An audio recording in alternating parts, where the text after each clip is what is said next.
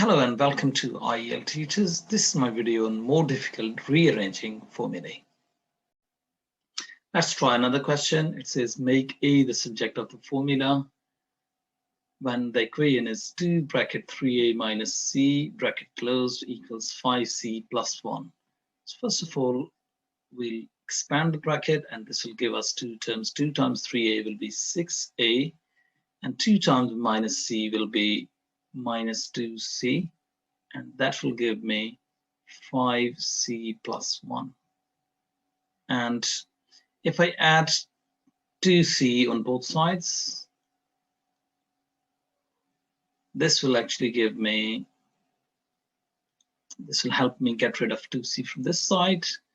And we will actually get 6A on the left-hand side of the equation. And on the right-hand side of the equation, I get 7C plus 1. And if I divide both sides by 6,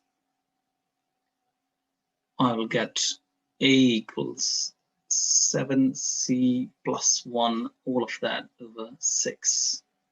And that would be your answer. Let's try another question. It says make X the subject of, and the equation is 5 bracket X minus 3 equals Y bracket 4 minus 3x bracket closed. Right. First of all, we need to expand the brackets on both sides of the equation. And this will give me 5 times x will be 5x, and 5 times the minus 3 will give me minus 15. And on the right-hand side of the equation, we'll get 4y times 4, which will give me 4y. And y times by minus 3x will give me minus 3xy. At the moment, we are faced with a problem that x is at the moment in two different terms. So what we need to do is we need to somehow rearrange the equation in such a way that all of the x terms move to one side and everything else actually moves to the other side of the equation. So what we can do is, first of all, I can add 15 on both sides. There is no like term, there is no number there, so that's why I'd write just not under any of these numbers. And I add 3xy on both sides of the equation, and that will actually give me, if I just do that, this will give me 15 and 15 will get cancelled, 3xy and 3xy will get cancelled, and we will be left with 3xy plus 5x equals 4y plus 15. Right, how can we make x the subject? At the moment, x is in two different terms. Any idea how can we do that? We will actually have to factorize it for x, otherwise we can't combine, because these two x terms, they're not the like terms, so we can't add them together. So we actually need to factorize it, and if we factorize it for x, we will get 3y plus 5 equals 4y plus 15. And then to get rid of 3y plus 5, as this is being multiplied by x, we have to divide both sides by 3y plus 5, 3y plus 5. And this will help us get rid of 3y plus 5y from the left-hand side. And we will be actually left with x equals 4y plus 15, and all of that over 3y plus 5. Let's try another question. The equation is b equals n squared plus a, all of that divided by n plus a. Rearrange the formula to make a the subject. Right, so at the moment, first of all, we need to get rid of n plus a, which is being divided on the right-hand side of the equation. So we will multiply this side of the equation by n plus a. If we multiply this side, right-hand side of the equation by n plus a, we must do the same thing on the left-hand side of the equation as well, so times by n plus a. Right, this will help us get rid of n plus a from the right-hand side. So we will be left with n plus a times by p, which will give me basically np plus ap. And on the right hand side of the equation, I will actually get n squared plus a. So what I have to do now is I can see that a, the terms containing a, they're on either side of the equation. So I need to do something so that both of those terms they move to one side of the equation. Okay, so for that thing, I think what I can do is I can actually take away a from this side, from the right hand side of the equation. But I have to do the same thing on the left hand side. So I can't see any like terms just containing a's. So that's why I don't write it under any one of these. So I write it there.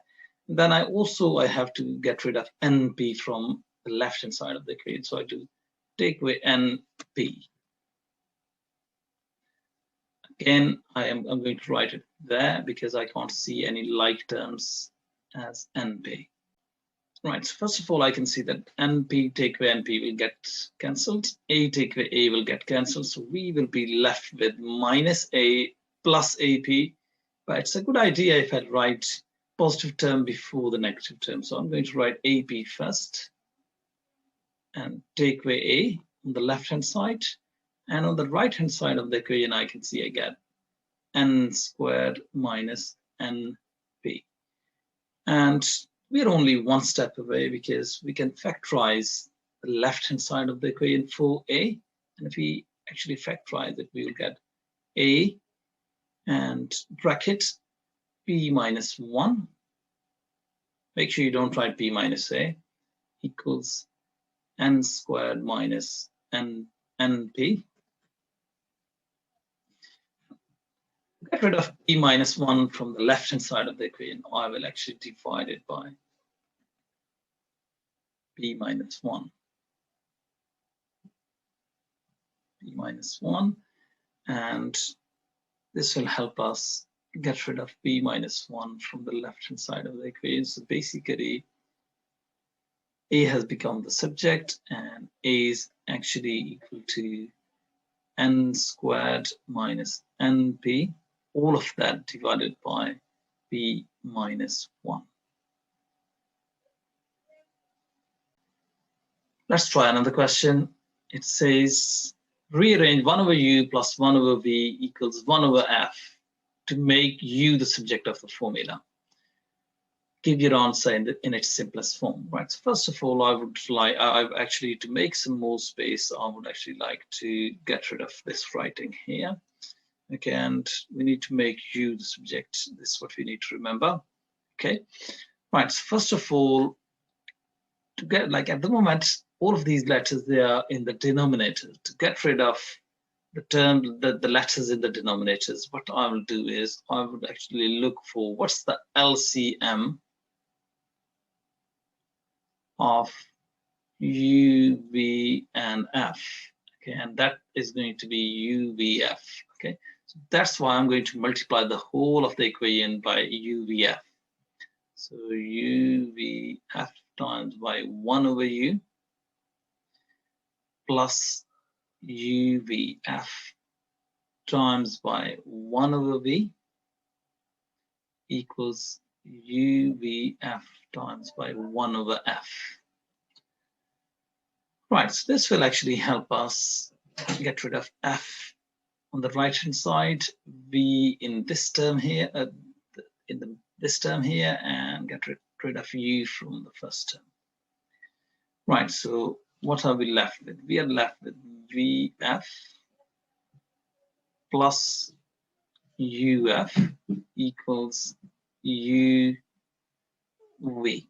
Okay, right, so at the moment I can see u is in two different terms. So one thing can be that I can move vf to the other side, or basically, or we can get rid of uf. So I think I would actually get rid of uf from this side. So uf and uv, they're not the like terms, so we can't write them just below each other. So I have to write it over there. So take away uf. And as we can see here, we will get rid of UF there, and we will be left with VF on this side. And on this side here, we got UV minus UF, okay? And then we can factorize it for you, and that is going to give us V minus F. And then, just because we want U to be the subject, that's why we will divide both sides by V minus F.